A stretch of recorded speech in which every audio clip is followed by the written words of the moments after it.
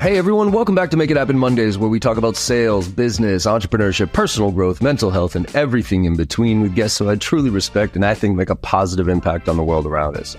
And today's conversation is with Michael Manzi. He's the principal and fractional VP of sales for Official Sales. You can check out his website at officialsalestips.com.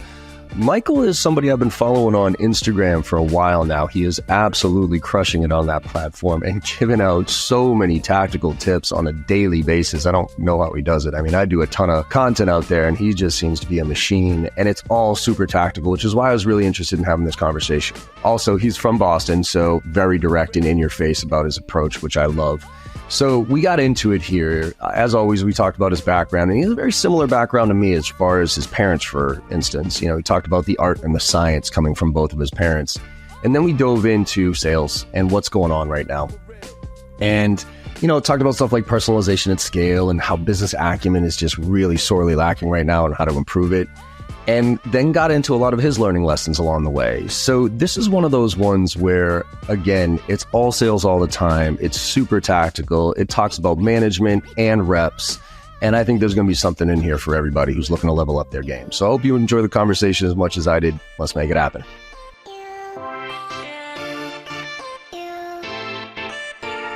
Mike Manzi, welcome to the Make It Happen Monday podcast, my friend. How you doing? Yeah, I am stoked to be here. How the hell are you? I am doing well, man. I'm doing well. It's, you know, the ups and downs, like somebody said earlier in my career, you know, don't let the highs get too high and don't let the lows get too low. And I've been trying to practice that to this day. But today's a good one. So. Without success, at least me. Yeah. Yeah. I just, you know, somebody asked me recently, like, John, like, you've been in the fucking sales game for like 28 years, man. Like a kid who's like 5 years into sales, and they're like, how in the fuck do you stay like I'm burnt out after 5 years? How you been doing it for 30 basically? And I'm like, well, A, you got to have the DNA for it. You just got to be a glutton for punishment. But B, you got to know your why and all the values and everything else included. But there's a lot of burnout out there happening right now. And I'd love to kind of get your perspective on what you're seeing as well. Yeah, it's an interesting topic. I see a lot of burnout too. And I think it has to do a little bit with how the VC money has been changing a lot in the last few years with interest rates going up. There's so much more pressure on reps. So I think that 5 years ago, probably 70% of reps, 80% of reps would be hitting quota. It was pretty common for me as a VP of sales or the CEO to have a 20% buffer between the actual quota of the company and the quota of the team. And now it's like nowhere near that. I actually had a couple of posts I did recently where I'm asking people how much money do you make and your OTE. And it's clear anecdotally as well as from like Bravado and other places. So I think that pressure that the CEOs are feeling gets pushed to the VPs, gets pushed to the directors, gets pushed to people on the ground level. And we're the ones who end up having to eat it and getting fired when it doesn't work month over month. So I think that's the big problem. But I do think that everybody has to have levels in their career or their personal life, really, when you realize your issues and you actually make a conscious effort to try to fix them. And you only do that when you really have to. Like I always make this, there's insecurity moments people have, and it's like the insecurities moments when you get in this on the weight in the scale and it says 200. And you're like, it's not going to work, right? So it's only then that you go, all right, you know what, I'm going to die and I'm going to work out with it. And I think that in sales in particular, we need to have those insecurity moments where instead of we throw the towel in and start looking at marketing jobs, we actually go, you know what, I'm going to work on myself and get my own value and just make sure I'm valuable outside of like the number that's on this. So yeah, I think it's a problem, but I think a lot of it has to do with the pressure from the interest rates, which is odd. Totally. Well, I also think it bred laziness, right? Like it was a grow at all costs. Like sales was relatively easy. I actually, in all my keynotes these days, I'm positioning 2010 to 2022 as the golden years of sales. Like you've been able to get away with blasting out template emails, setting up calls with anybody with a pulse, you know, asking dumbass questions, droning through demos and letting your SE do the majority of the work like that. So the fundamentals aren't there. And the fact that you and I mean, how old are you? 38. Right. So I'm 48, 38. Right? So, and you know, even then, like 10 years for difference, but we still grew up in a sales environment where it wasn't Zoom. So we were face to face. So I don't know about you. I didn't get a ton of sales training when I came into sales, but I was around it. You know what I mean? So I was like osmosis, and I was picking up on shit. And these kids don't have that. So they don't. So we over-engineered the sales process. They don't have the benefit of sitting in the bullpen and listening to others and learning from others. And it was a grow at all costs. Money was free. Who cares? And so now that it's hard, I got a lot of reps like falling apart right now, and companies because of it, because now their expectations are still here, but the situation is here. So I totally agree with you. But I actually think that, I don't want to say it's a generational thing, but I do think that there's like maybe the generational thing actually isn't so much about the reps themselves. It's even the leadership. Like when I came in, my boss, I'll never forget my bosses. Like I say the two best for me and my personality, my two best bosses I had. One was like an ex-Ohio State linebacker who like physically scared you, you know, and he would just walk up and down the halls and go, "Manzi, you afraid of being a millionaire? Get on the phone."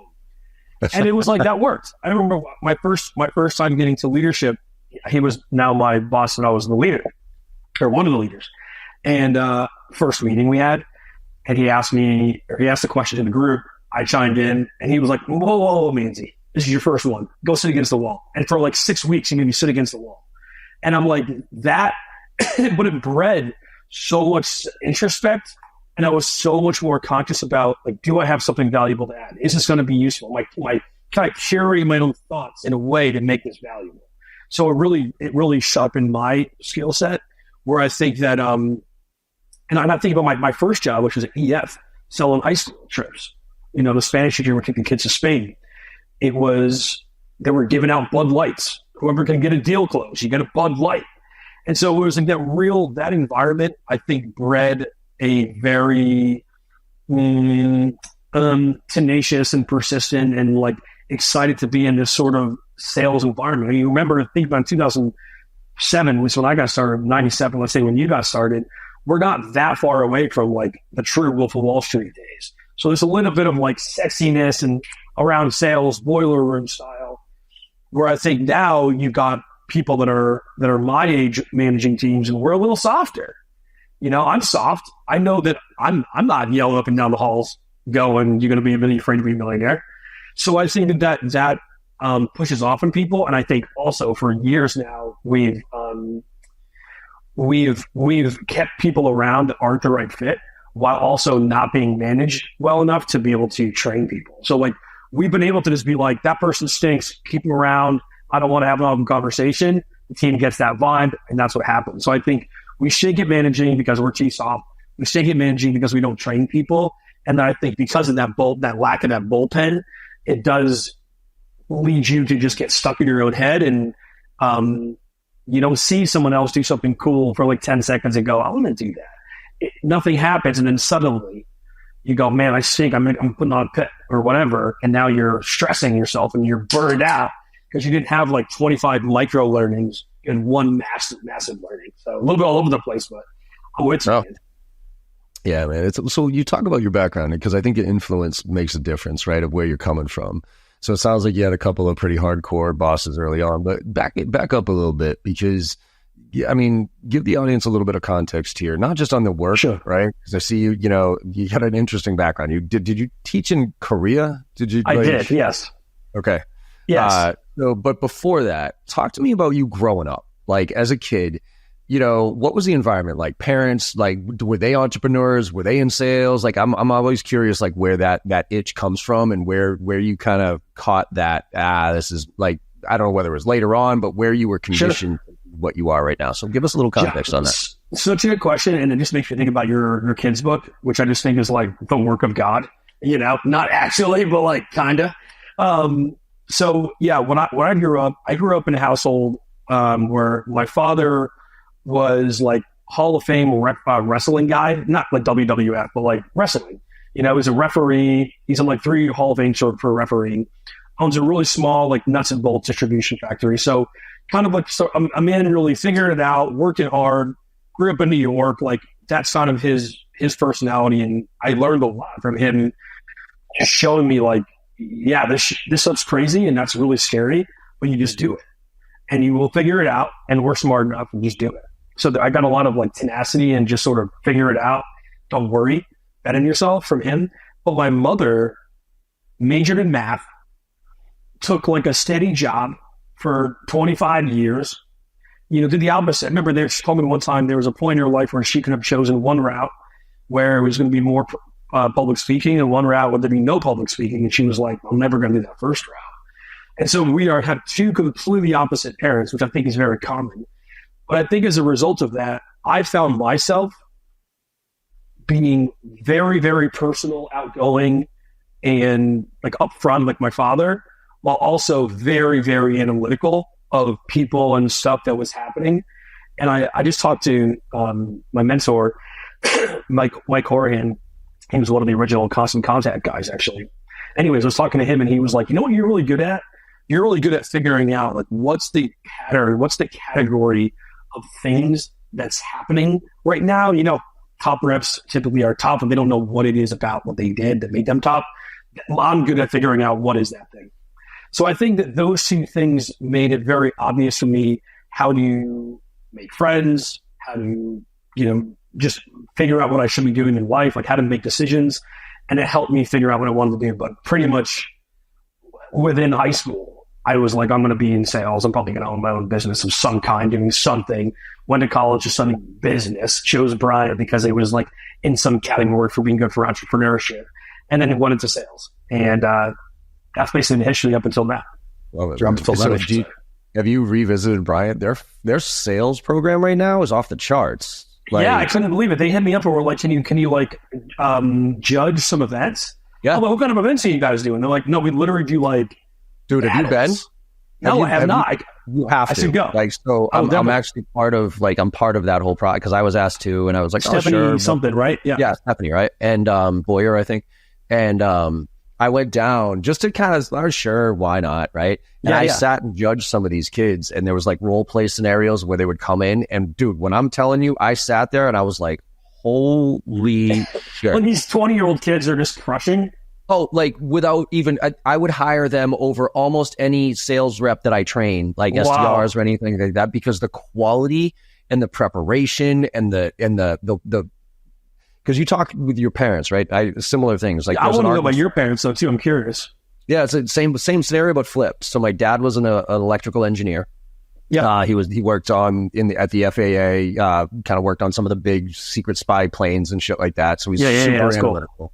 And like just fuck you mentality, like fuck the world. I'm gonna fight. I'm gonna beat and win whatever. My mom, on the other hand, was an artist. She got her 2 master's degrees. She taught art therapy, and she just has this innate ability to read people, right? And so I got my art from my mom and my science from my dad. So same thing. Like I'm not the artist, right? To your point, like that rep was just fucking like just awesome, but really can't explain. Like my mentor is Jeff Hoffman, right?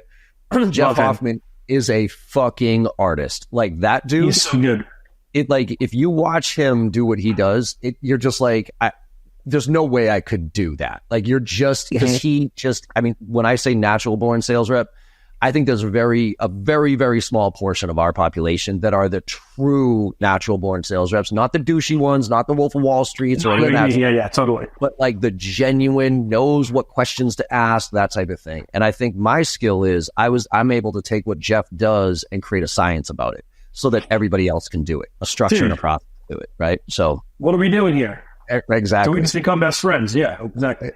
And so with the Bryant stuff, man, these kids are like, they're learning the art and the science of sales at 18 years old, at 19 years old, and they are going to be light years ahead of where you and I came into sales when it happened. It's so exciting to me because especially having gone to Bryant, everybody I know that went to Bryant or any sort of business school, Bentley or wherever else, what did they go into? Finance. Finance is where the money's at. I want to make money. I'll go into finance. What do they all do now? Sales, or just type in some bullshit.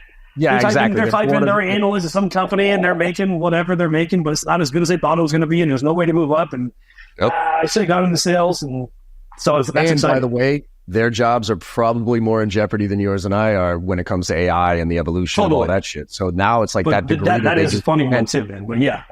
Right? Like analysts, are you kidding me? Like I don't need an analyst right now. It was fucking ChatGPT. Tell me what I need to know. So exactly. But who knows? We can be going away too, man. Who knows?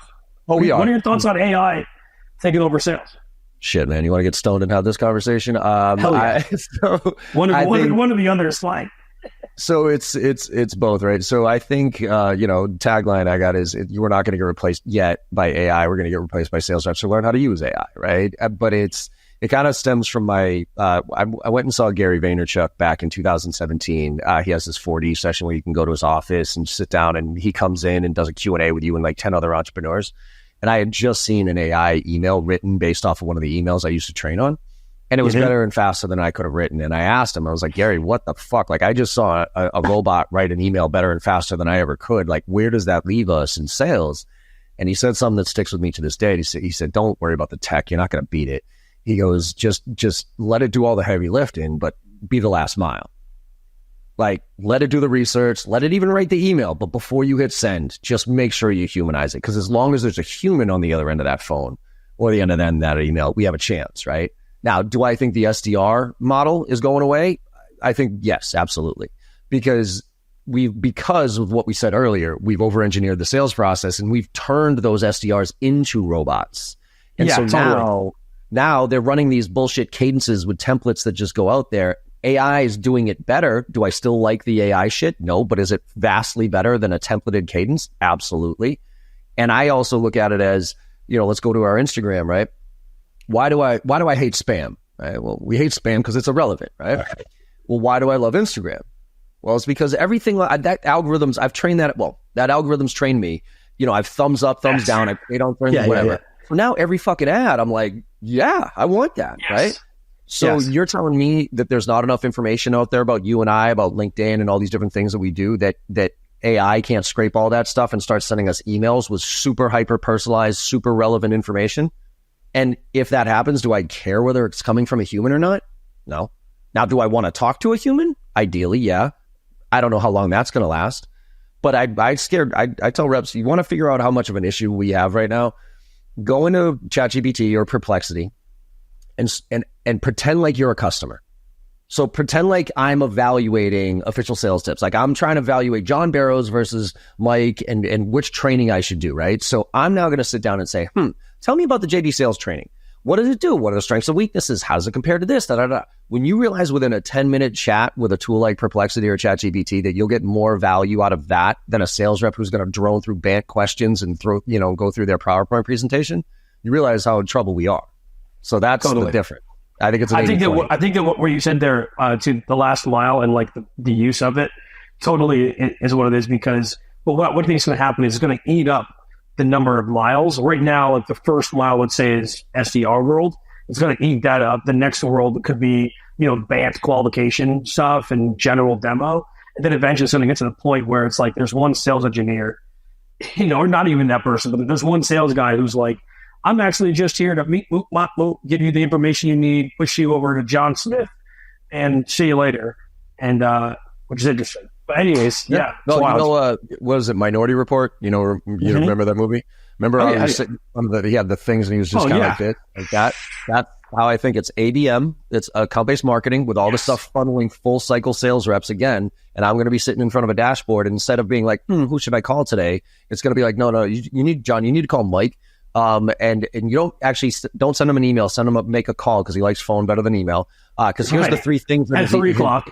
Right, exactly. And here's 3 things that his company just did and what they're going. And here's what's happening in the industry. So here are 3 talking points that you should say when you call him. Here you go. And then I'm going to make that call. It's going to auto transcribe the whole thing, push it into CRM, and I'm going to move on to my next one. And that I think is where we're headed. Unfortunately, I think that's only about 20% of our population. So, well, guys.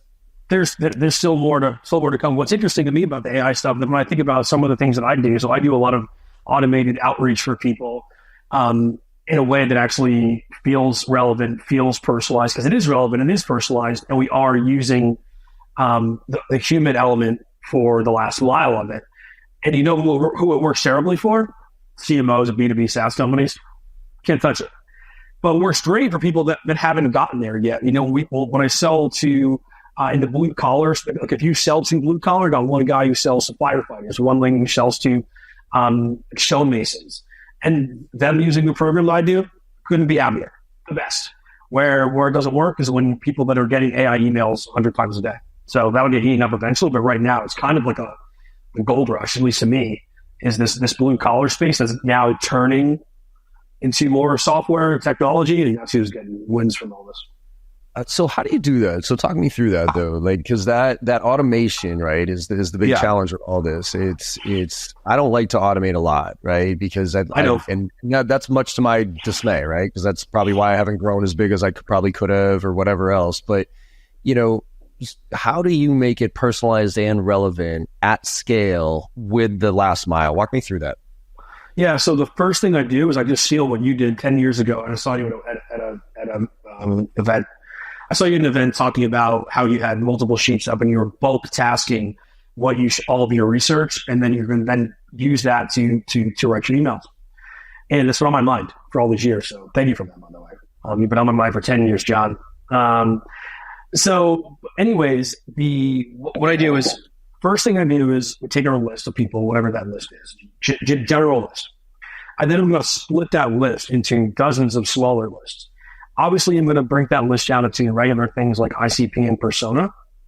But I like to go another level deeper, which is what I call insecurity moments, kind of like when you hit 200 on the scale. So if you don't know in your world what the insecurity moment is, everybody's got a different thing. A generic one we can always use is years in business. So, John, when you first started your business, I'm sure at the end of the year, there was some level of insecurity. There was some level of, can I do it again next year? Do I have the money to invest? I tried doing inbound. I'm going to do outbound. At the end of the year, just like we all do when we're thinking about our New Year's resolutions, that's also when you're thinking through, what should I do for my business? That's why everybody buys so much stuff in Q4 and Q1. So I try to separate the list out, let's say CTOs at these kinds of companies. That's one group, but I'm going to split that group into, and the company's been around for less than 1 year, less than 10 years, greater than 20 years, and the person has been there for less than 90 days, less than a year, greater than a year. Because those people, individuals, humans, like the way they think will be a little bit different. If you've been in a company for a year and the company's only been around for a year, you've been there from the start, you've seen so many changes, you're going to have a different take on whatever product it is that someone's pitching to you than that same exact person who started 90 days ago. The person that started 90 days ago was like, I just jumped into this place. It's a shit show. We got to figure out how to fix everything. And the CEO won't give us any money for crap. When the guy who's been there forever is like, listen, we've been burned. I don't want to screw things up. So step one is segmenting the list significantly. Step two is adding in the personalization. So what I've done here is, generically, so not giving a specific example, but just the generic example is I pull their name, their email, their phone number, everything else everybody already gets out of Apollo or Zipping or wherever else. And then I do some enriching to it. One, I take the company name and I turn it into an acronym. Because everybody reaches out and says, hey, JB Consulting, John Barrows. Everyone says that, and you know that's just a dynamic field. So I will turn that into an acronym. Two, I'll do the same thing for their job. And I'll even turn those into kind of more unique things. Like maybe it's just like JB Homie or something, because I'm trying to be funny. So I'll turn those into unique things. Next, I'll usually find the first job they had at a school. Next, I'll find the number of months they've been at their current job. A year ago, I was doing restaurant near them, and Dish is popular at that restaurant, but I've kind of veered away from that a little bit. And then I'll find things that are maybe a little bit more specific to that company. I've got one client right now, and they sell to a lot of companies that are public. So we also pulled any company that is similar to the company we're reaching out to, the name of the company, the CEO of that company, and like their most recent round of funding or something like that. All of that is done. And they're all put into an Excel spreadsheet, and I plug it into a tool. And now those are all dynamic fields. So I can write an email that says something like, hey, Tom, from your time for the Subway to now being the head guy for the last 36 months, for what you've been able to accomplish, blah, blah, blah, blah, blah. My value prop will be just unique to that one person's situation. Hey, as someone who's been there for a year, you're probably stressed out about X or Y. It's kind of specific. And then I can say things like, P.S., whatever. P.S., I hope I'm going to reach out to John Barrows, who just got $22 million in funding 2 years ago as well. hope you beat them to the punch. Don't try to be cheeky.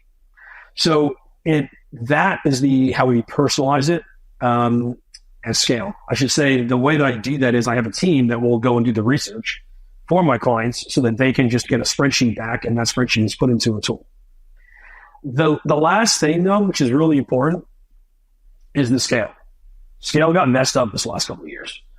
And a lot of companies didn't figure it out. They hired more BDRs. They just said, let's try to make the emails a little more craftier or whatever.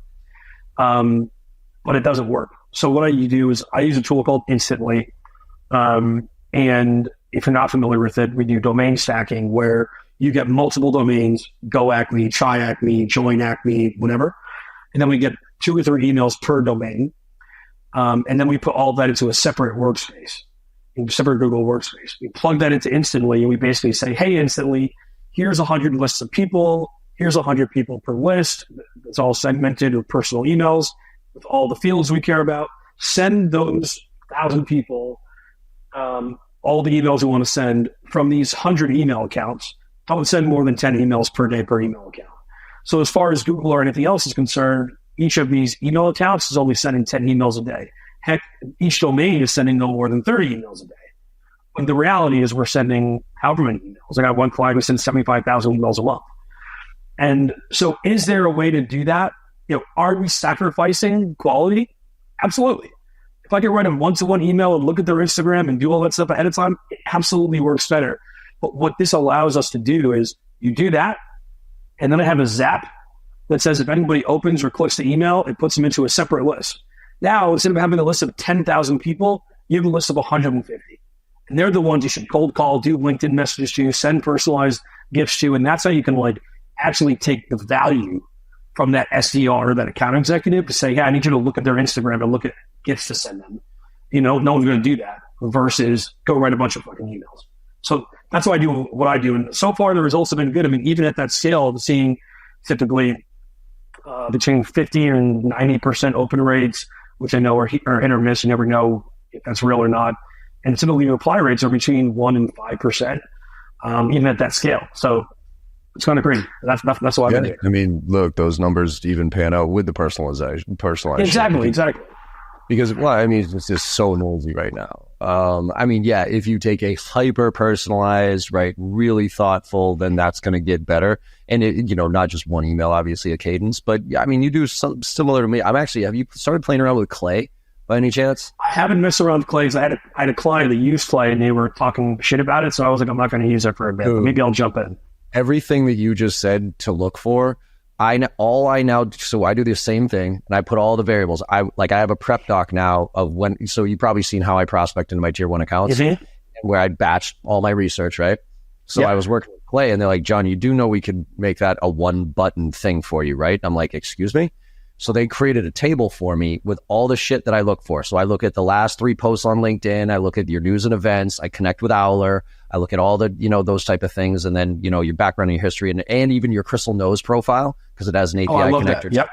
So now all I have to do is take your LinkedIn profile and put it into the table, and it auto enriches absolutely everything. And then it kicks out a Google Doc for me with all that stuff on it that I can then use to create my stories. Now we're going to take it to the next level, and then we're going to batch, like you said, batch those things. And then based on certain criteria, they go into cadences based on those criteria, right? So based on you're a VP of sales in the SaaS industry that uses Salesforce and used to work at Salesforce, right? Those type of things. Right. And you just posted, but you didn't, you haven't posted in 10 years, but now you have. So maybe you're getting active now or whatever. Yeah. Exactly. So I think that's really cool. I'm going to check it out. Yeah, I'll show it to you. I'll actually, after we get off here, I'll do a quick screen share and I'll just show you how it works. It's fucking sweet. That's cool. So, and I think that's where we're coming from, right? Is that's the type of shit. I don't need a rep to research. Yes, it benefits the rep, I think, from a business acumen standpoint. And that's what I want to ask you about is all this. So I think what you're doing with businesses, right? And you're driving leads for businesses, small business owners who are blue collar in a lot of ways, right? Great. So now I get to say, but I'm kind of concerned with the evolution of a sales rep's business acumen, because when they do go through the research, when they do sit down and make the calls and write the emails and do the prep work, they learn about business. Forget about just sales for a second here. They start to see things like, oh man, what does that mean? How does that do? So they can have a business conversation. And I think you and I, we've been in the business, we've been in the game for a while now. We've started companies, we got a bunch of other stuff going on. So you and I can have a normal conversation with somebody without qualifying them, without bringing them through a process, whatever. But it's because we've been around the block and we have some business acumen to us. How in this world, that business acumen I see is the thing that is lacking the most. Like most reps I get into a conversation with, most reps who are under 30 years old, I get in a conversation with, I get zero value from them as far as any insights about what's going on in the industry, anything that's happening out there that I should be paying attention to. So how do we address that with this, with automating a lot of this shit? John, we have got so many of the same pages. This is awesome. So I want to first take a quick step for any sales rep who's watching. I just went back and looked at all my top, like the one top rep, every company, not the top like 10, just like the best rep. And the difference between them and everybody else was they understood the buyers from the buyer's perspective, unrelated to the product. And I'm sure you've seen it. We've all seen it. Like maybe it has to do with the sectioning off of different things in companies. The sales enablement function has been more around, how do I enable you to sell my product? Here's more product information. Here's more product information. And so we've gotten away from just like, well, why does this matter? We only know why it matters because we're told by somebody that it takes on average 86% of your time to do X. And if you did this software, it takes 43%. So it's the number one thing that makes people top reps. The biggest the biggest sham that we're running here is that we're not training reps on this at all. And I think that the research you're talking about, I don't think that's what does it. I don't think that's what gets it. It's the conversations with people about regular business. So whenever a rep says to me, hey, I want to get better, what do I do? And it's like a DM. I'm like, I don't have time to like go through my 1,000 videos. Actually, I made a chat GPT of all my content. And so people could ask, anyways, it's kind of cool, but I'm like, here's the deal. What you really should do is go ask 5 people that are the title, even just the title of the people that you're going to sell to, and ask them what annoys them. What are the things their boss constantly wants them to do? What does everybody else want them to do that they know they actually aren't going to do? What are the top trends that they're seeing in the space over the last few years? What pisses them off about their team? What tools are they using? What does a day look like? What sort of meetings do they have every single week? Those are the things that are going to get you to ask follow-up questions. So, well, why do you have that meeting? Why are you in a meeting with CS? Oh, and you can just ask those ancillary questions. That's just going to get you to have the business acumen because you're going to know, I think I understand why you're doing those things, because right now, we can all say this, right now, okay, anybody's father or mother told their kids what they do, the kids are like, I don't know what that is. I didn't either. I didn't either.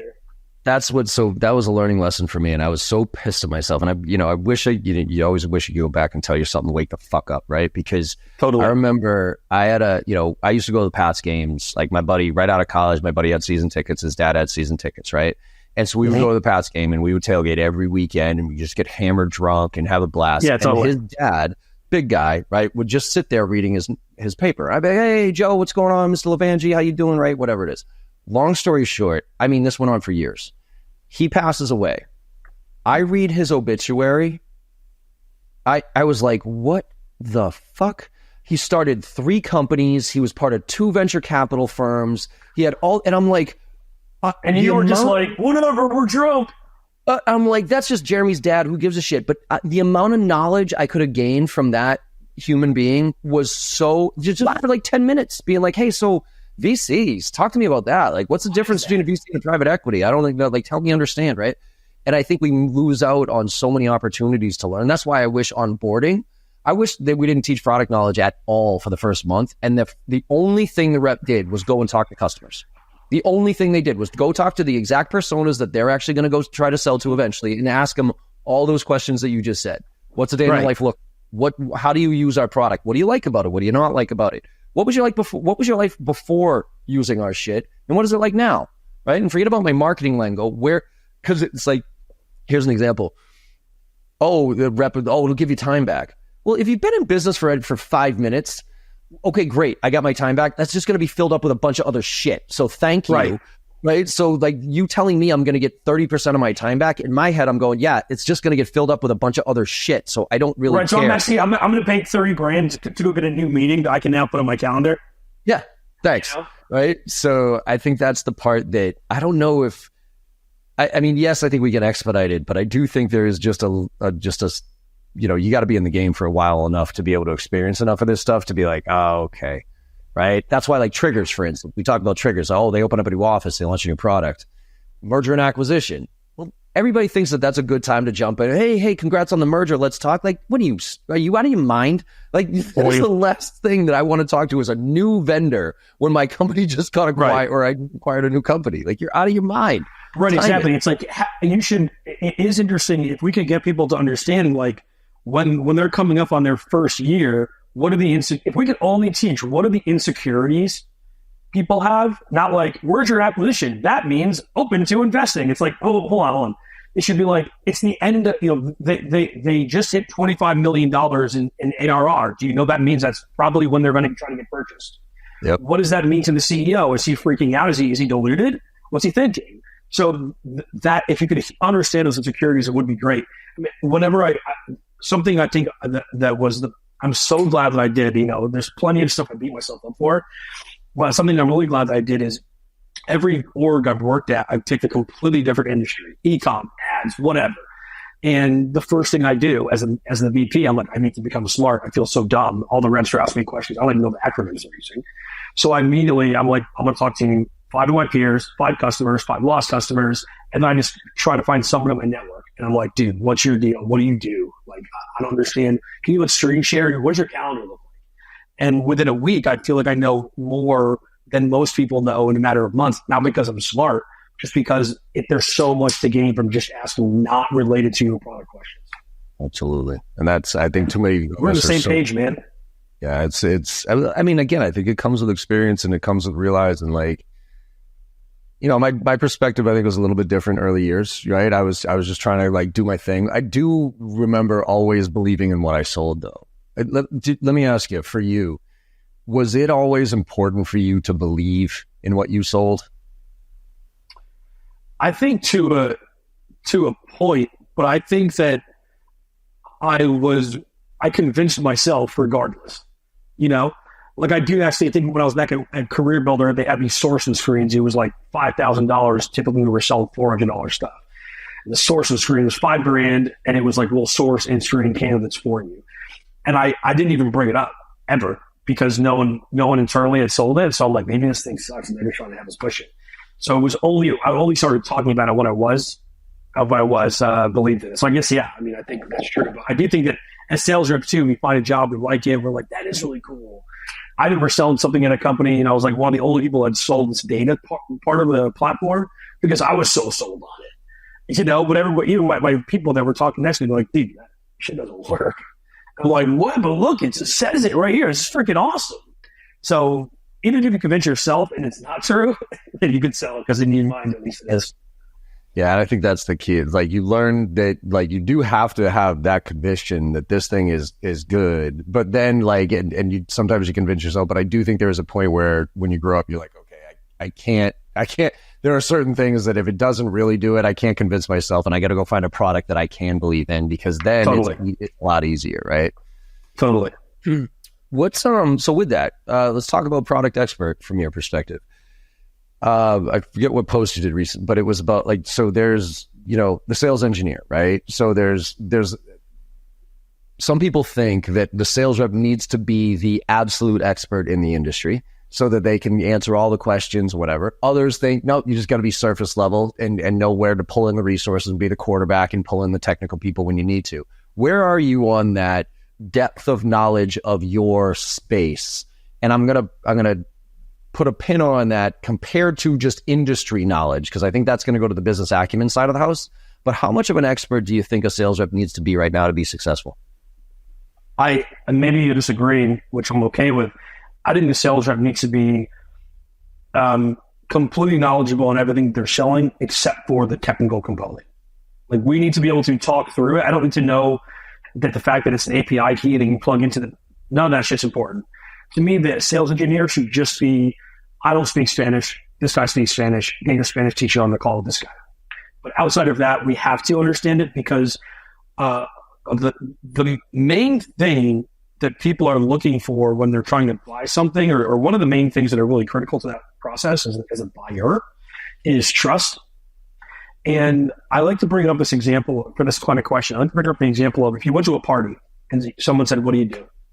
And you said, "I'm in sales." And they were like, "Oh, like Dodges or like Fords?" You're like, "Oh, this person doesn't know about sales." So you're still going to have a pleasant conversation with them, of course, but you're not going to talk about how like your forecast is all jacked up because you got an enterprise deal that just kicked out 2 quarters because of how procurement got involved. If that same person was like, "What do you do?" Like, "I'm in sales." And they're like, "Oh, cool. It's Salesforce or HubSpot. Like, which shop do you guys use? And how tough is forecasting? Is there anything worse than your freaking boss on that one-on-one?" You're like, "Okay, you're speaking shorthand. We can now have a completely different, deep conversation. I'm completely open to share with you that I've been lying about my forecast for 6 months and I'm super nervous about getting fired because you've indicated that you speak shorthand." So if you can't do that, I think there's a challenge. Now, so one, I think it's critical that we know as much as we possibly can. That said, I want to say that a salesperson's main job is not selling, persuasion. A salesperson's main job is not being the back of the box to explain how the product works. The sales rep's main job is project manager. This person is like, "I'm interested. I'm starting to buy it myself by going online and Googling and thinking about talking to friends. Can you tell me how it works? And let's figure out how we can get this thing over the finish line for me because I'm trying to buy the product." So your job is project manager, which is a lot of being comfortable pushing back on people. It's being comfortable pushing back internally. It's being comfortable coming up with new ideas of what they should be doing and what those things they should be doing is a lot related to their product, your business acumen. But you don't have the authority to project manage if you don't have the product knowledge to speak their language and speak your language of what your product is. But technically speaking, no. What do you think, John? I'm similar. I don't think you need to be the deep product expert, but I think you need to know, right? Like that's why I think the SDR model is a fundamentally flawed model, because if I catch you and you have some value proposition that's like, "Oh shit, actually, you know what? It's interesting you say that. I've been looking around for something like this. Yeah, tell me a little bit more about it." And then you're like, "Well, sorry.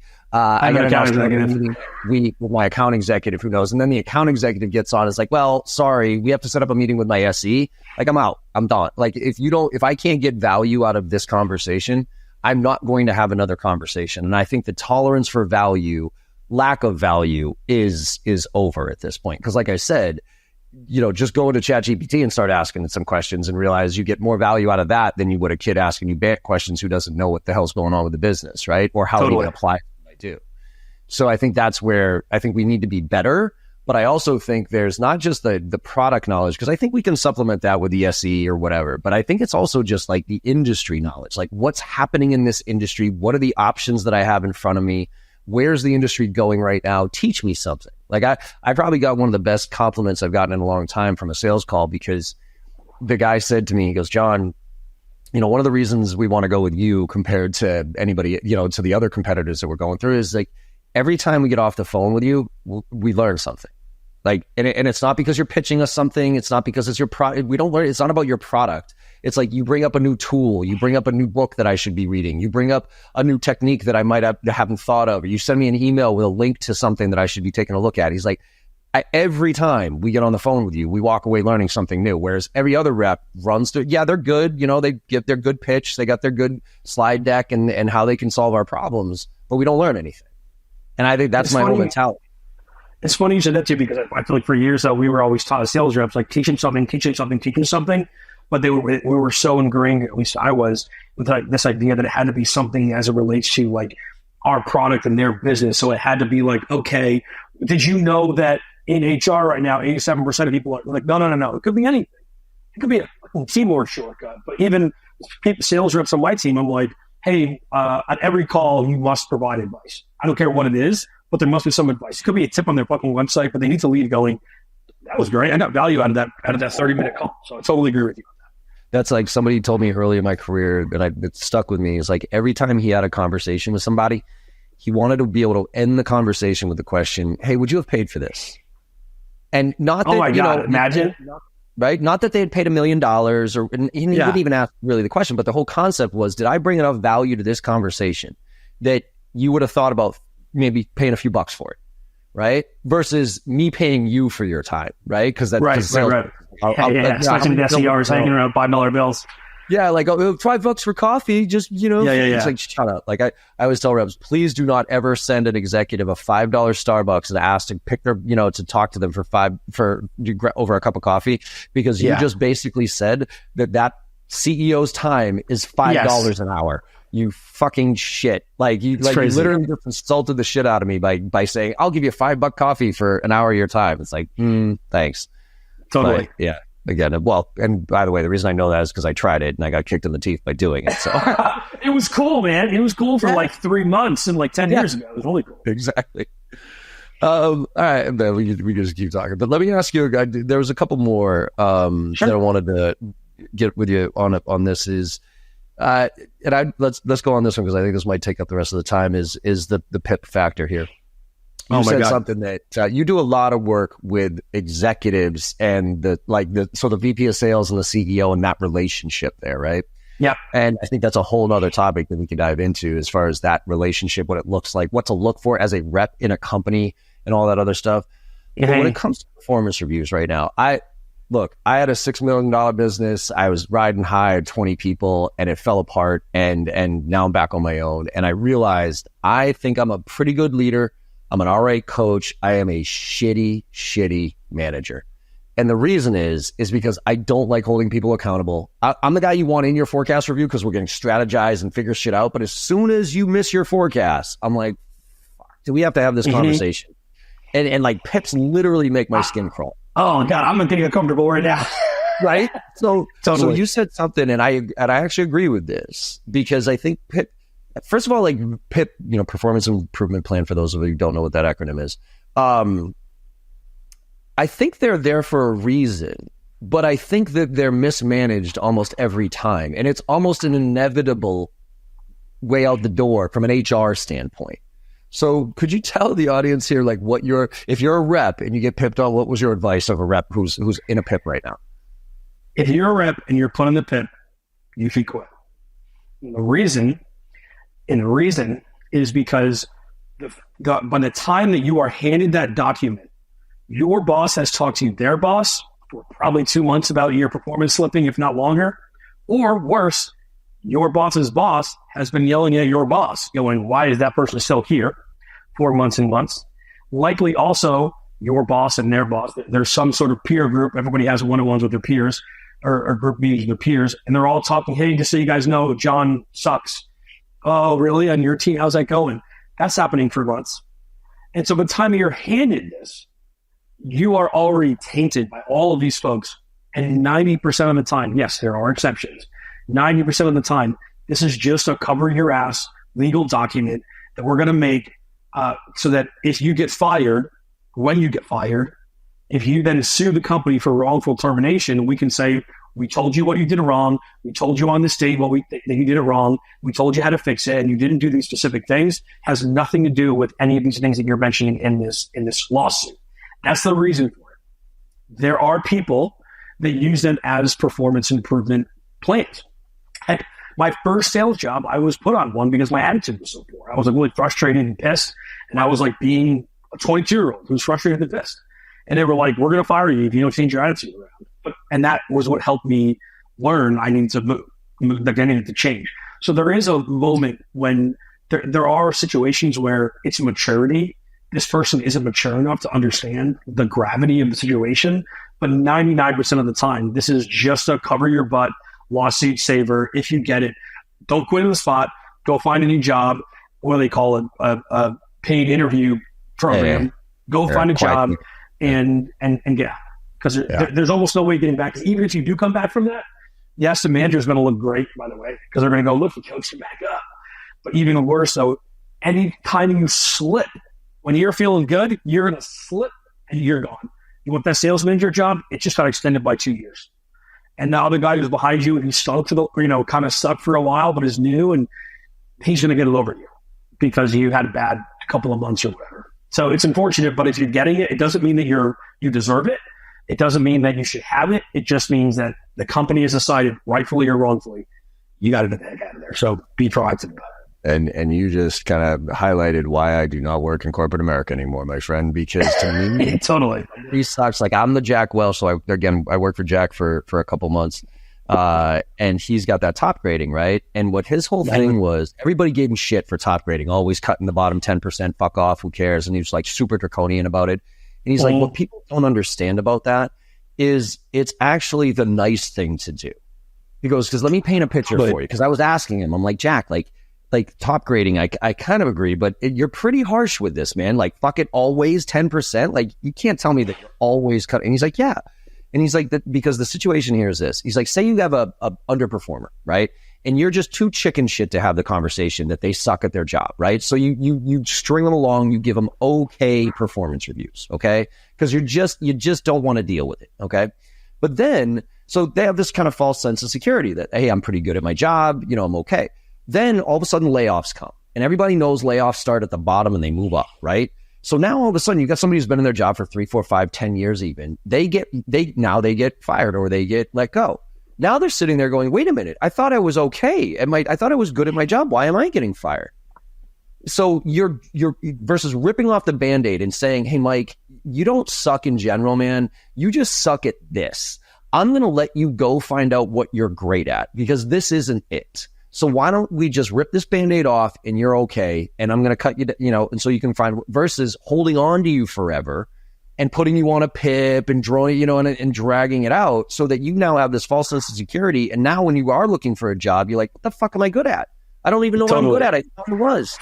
My only pushback to that is the only way you can do that, I would say the only way that you should be able to do that with that draconian 10%. Yeah, should be we have an absolute killer management team, incredible support, because you should be able to be like, hey, we did everything. Like, this person was so set up for success that it didn't work.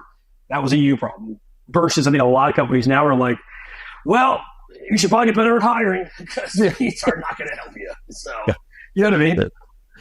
Yeah, it's a fucking weird world out there, right, man? Like for me, I'd say I'm unemployable because if I worked full time in a company, I'd probably get fired in the first 10 minutes. You'd be fired pretty quick for more HR. Like, you can't say that at the office, John. Is when you probably get pretty quickly. No, yeah, exactly. I actually ask when I do trainings these days. I actually have to ask the leader. I'm like, so how sensitive is your team? My God, do the same thing. I'm like, I'm going to curse a lot, and I'm going to say things that are really inappropriate. Right? Like, I'm not going to be sexist or any of that, obvious stuff. But if you get offended by a few F-bombs coming out, then I'm not your guy. Like, just pick somebody else. I'm not your guy. So, oh my God. Awesome. Well, look, we got to get together one of these days in Boston and grab a drink. John, this is great. Yeah, honestly. Let's wrap it up here. Talk to us about what you're launching, man, because it sounds like you're launching some cool shit. And where can people find out some more? Yeah, it's really interesting. Yeah, so anybody can always find me in official sales tips. I'm talking about it everywhere, but I'm so psyched. For the last 3 years, people have been paying me $20,000 or $40,000 to set up their lead system for them. A lot of what I alluded to earlier takes a lot of work to get that right. And then they've been paying me $20,000 or $40,000 to set up their sales system, all the scripting, all the CRMs, hiring, how do you manage those people? And then they've had me be a fractional VP to run their companies because I feel like I'm a CEO, I don't know how to run it, I'm not a sales manager. So this stuff has been locked up into very expensive, and only for people that are willing to drop that kind of cash. And so I'm going to unlock it by putting, for all this time, I've been documenting every single step that I take. I gave every single step that I take to multiple people who don't work on computers to say, could you do this? Could you build an outbound system and a sales system for a company and you don't even know how to really use Excel or a computer? And they have. And so now I've got this available, all of these checklists, videos, and all the documentation available as a done with you program where I'm actually going to be stopping in to check every single document you create, every single step that you do when you do to make sure that you get it right so that people for $400 a month can get the access that people were paying $40,000 for the same tool. So looking forward to getting more leads and more sales for everybody. I just love it, man. That's fantastic. And then, so it's official sales tips on what's it called? Sorry, official sales tips on TikTok and everywhere. Official sales leader tips also on TikTok. And then check out officialsalestips.com. I've got about 24 different templates for sales reps, free templates for getting new jobs, and a variety of templates, courses, and tutorials for leaders to be better leaders. My goal is for everyone to be more proud of themselves because they're better at sales, because I do know that so much of our personal value, though I don't want it to be true, is tied into that number. And so I'm dedicated to making sure that I make it as easy and fast as possible to hit whatever number it is that's going to make you feel good about yourself. Oh, man, we're even aligned on the whys. Mine's to elevate the people and profession of sales by sharing my evolving experience with anyone willing to put in the work so they can achieve whatever level of freedom and success they want to have a meaningful life and make a positive impact on the world. So there it is. That's it. Look at us. What are we? It's basically, this is a Greenpeace over here. Yeah.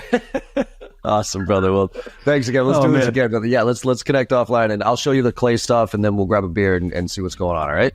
Done. Get out of here, man. It's been a pleasure. Thanks for having me. Talk soon. Brother.